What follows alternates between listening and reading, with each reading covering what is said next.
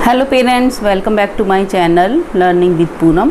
और आप अपने घर में रहिए, सुरक्षित रहिए, क्योंकि कोरोना काल चल रहा है और इसमें आप जितना सोशल डिस्टेंसिंग रखेंगे, अपने घर में रहेंगे, तो उतना ही आप सुरक्षित रहेंगे। अगर कुछ ज़रूरत हो बहुत ज़्यादा तभी बाहर निकलिए। तो आज का हमारा टॉपिक है भाषा। तो आज मैं आपको हिंदी विषय में भाषा क्या होती है उसके बारे में बताऊंगी। सबसे पहले है भाषा किसे कहते हैं।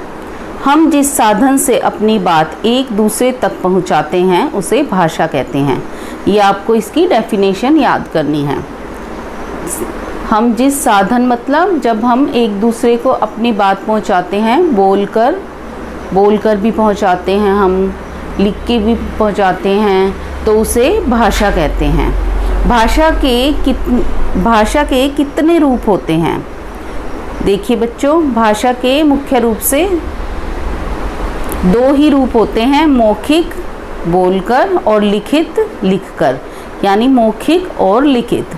जब मैं बोल रही हूँ, आपको समझा रही हूँ, तो मैं भाषा के मौखिक रूप का प्रयोग कर रही हूँ, और जो मैंने कॉपी में लिखा है तो मैंने ये लिखित रूप इस्तेमाल कर रही हूँ।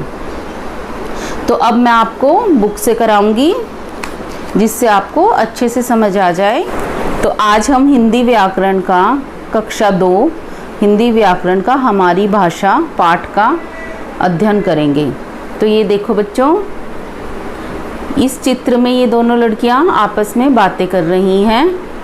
ये देखो, ये कह रही है, वीनू क्या ही हो, देखो कितनी सुंदर तितली हैं, आवाज़ मत करो उड़ जाएंगी। अरे तितली क्यों पकड़ रही हो? ये इससे प्रश्न पूछ रही है, तितली क्यों पकड़ रही हो? बच्चों, ये दोनों लड़कियां आपस में बात कर रही, कभी बोलकर, कभी सुनकर, कभी इशारे से। तो अब आपको पता लग गया कि हम जिस साधन से अपनी बात को एक दूसरे तक पहुंचाते हैं उसे भाषा कहते हैं।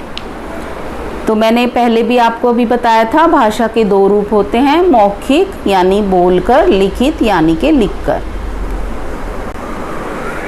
देखिए, जब हम बोलते हैं तो दूसरा सुनता है, वो कौन सा रूप होता है भाषा का? मौखिक रूप। और जब हम लिखते हैं तो दूसरा उसे पढ़ता है, यह भाषा का लिखित रूप होता है। सबकी बोली अलग अलग है। जिस प्रकार बच्चों हम अपनी बातें बोलकर प्रकट करते हैं, उसी प्रकार पशु पक्षी अपनी बात बोलकर एक दूसरे को समझाते हैं। पशु पक्षी की आवाज़ों को बोली कहा जाता है। तो देखो, ये बिल्ली कैसे बोलती है? म्याऊं म्याऊं।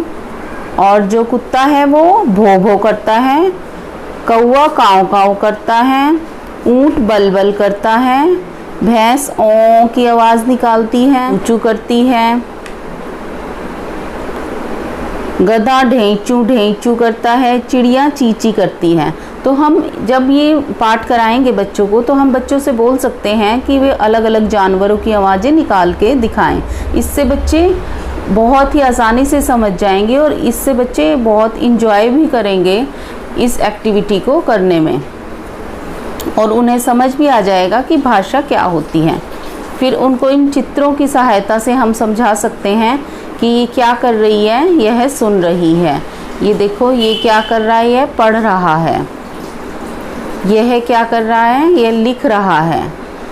ये लड़की क्या कर रही है? ये गा रही है। इन चित्रों में दिखाया गया है ये भाषा के कौन से रूप का प्रयोग कर रहे हैं। ये दोनों बोल रहे हैं तो ये भाषा के मौखिक रूप का प्रयोग कर रहे हैं। जो अध्यापिका हैं वो कक्षा में पढ़ा रही हैं तो वो भाषा के लिखित रूप का प्रयोग कर रही हैं। तो इस तरह से हम बच्चों को चित्रों की सहायता से, और घर में भी हम बच्चों को बता सकते हैं कि अब हम बोल रहे हैं तो ये मौखिक रूप है, और अगर आपको लिखने के लिए दिया जाएगा तो वो लिखित रूप होगा। तो हम पक्षियों की आवाज़ें भी बच्चों को बोल सकते हैं।